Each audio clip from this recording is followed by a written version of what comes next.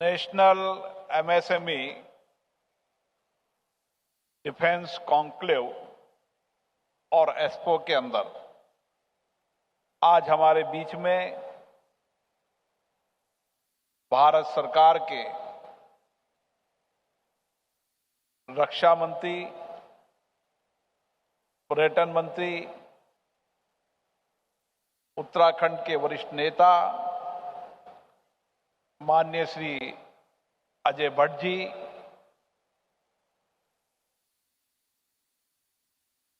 इस डिफेंस की सेवाओं के विस्तार के अंदर जो संस्था लगातार प्रयास कर रही है, सोसाइटी डिफेंस के अध्यक्ष श्री एसपी शुक्ला जी, जो महिंद्रा एंड महिंद्रा के सीईओ भी हैं, लेकिन जब कभी प्रेजेंटेशन देते हैं तो पूरे देश की डिफेंस, एमएसएमई और बड़ी इंडस्ट्रीज क्या कर रही है उसके बारे में लगातार पूरे देश में प्रयास करते रहते हैं। डिफेंस प्रोडक्शन के additional secretary, senior IAS officer, जिनकी चर्चा में आज ये एक्सपो का आयोजन हुआ। एक दिन ऐसे ही हम चर्चा कर रहे थे कि किस तरीके से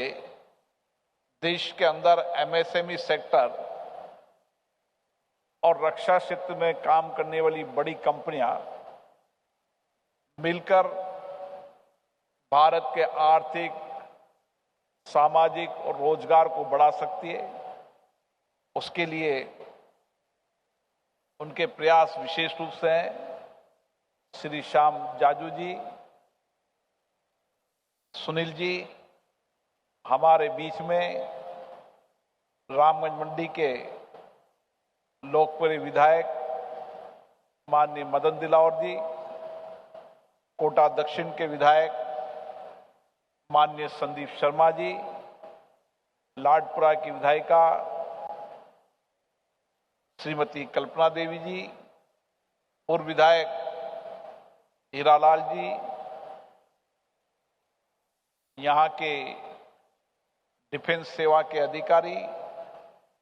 जिला प्रशासन, कलेक्टर और जिला प्रशासन के अधिकारीगण, और विशेष रूप से देश की रक्षा क्षेत्र के अंदर चाहे बड़ी कंपनियां हो, चाहे एमएसएमई हो, स्टार्टअप, उन सब के प्रतिनिधि भाइयों और बहनों और कोटा और राजस्थान के एमएसएमई सेक्टर में काम करने वाले सभी मेरे उद्यमी भाइयों और बहनों, मैं विशेष रूप से आज कोटा में उन सभी लोगों का अभिवादन करता हूं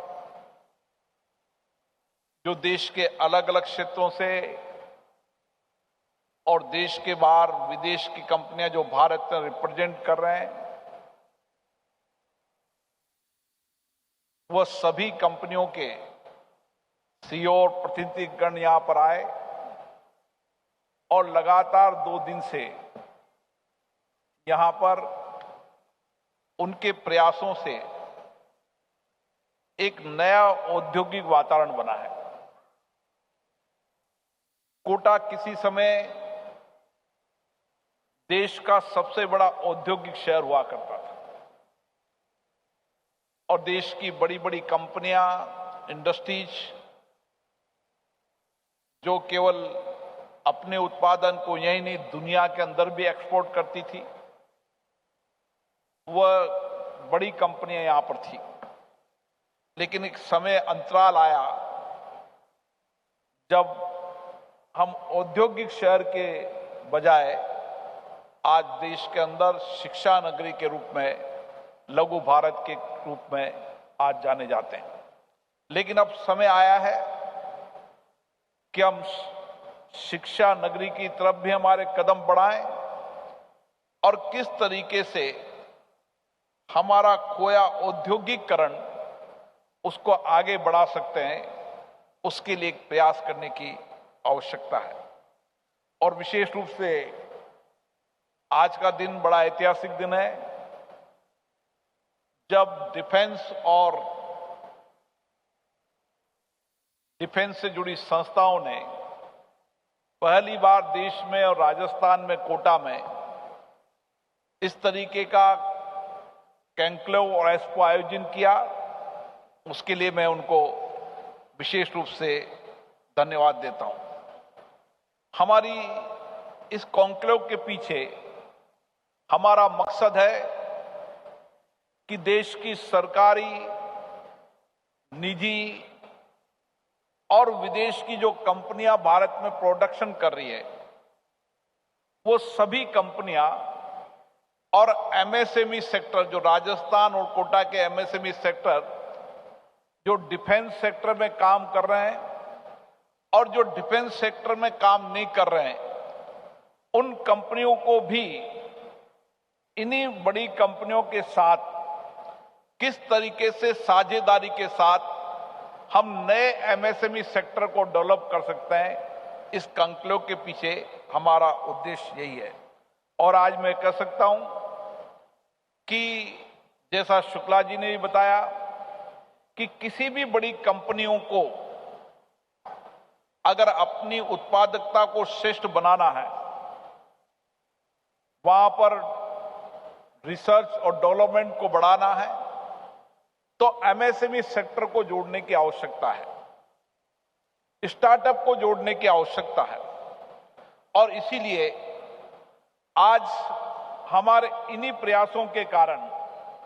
हम एमएसएमई और बड़ी कंपनियां और सरकारी निजी कंपनियां मिलकर किस तरीके से रक्षा क्षेत्र के अंदर उत्कृष्ट उपकरण भी बना रहे हैं, कई सेवाएं दे रहे हैं, जिसके कारण आज दुनिया के अंदर 80 से ज्यादा देशों के अंदर भारत रक्षा उपकरण और सेवाओं को एक्सपोर्ट कर रहा है। आप सब वक्ताओं ने बताया कि एक समय ऐसा था जब भारत में हम 70% रक्षा उपकरण और सेवाएं दुनिया के विकसित राष्ट्रों से इंपोर्ट करते थे। लेकिन आज भारत के सशक्त नेतृत्व और दूरदर्शी सोच के विचार के नेता माननीय नरेंद्र मोदी जी के कारण आज हम हमारी आवश्यकताओं का 70% पूरा कर ही रहे हैं। उसके साथ साथ हम 80 से ज्यादा देशों के अंदर हमारे रक्षा उपकरण, हमारे आईटी, विज्ञान, टेक्नोलॉजी को दुनिया को देने के अंदर काम कर रहे हैं। साथियों, इस भारत के अंदर एमएसएमई सेक्टर का इस आर्थिक क्षेत्र में बड़ा योगदान है। हम जब इंडस्ट्री सेक्टर की पूरी ओल टोल चर्चा करते हैं तो उसमें 3/4 हिस्सा जो हमारे आर्थिक धुरी का है, उसमें एमएसएमई सेक्टर का है। और रोजगार की दृष्टि से भी देखें तो सबसे ज्यादा अगर रोजगार के अवसर कहीं होते हैं तो एमएसएमई सेक्टर में होते हैं। और इसीलिए भारत के प्रधानमंत्री जी ने एमएसएमई सेक्टर के अंदर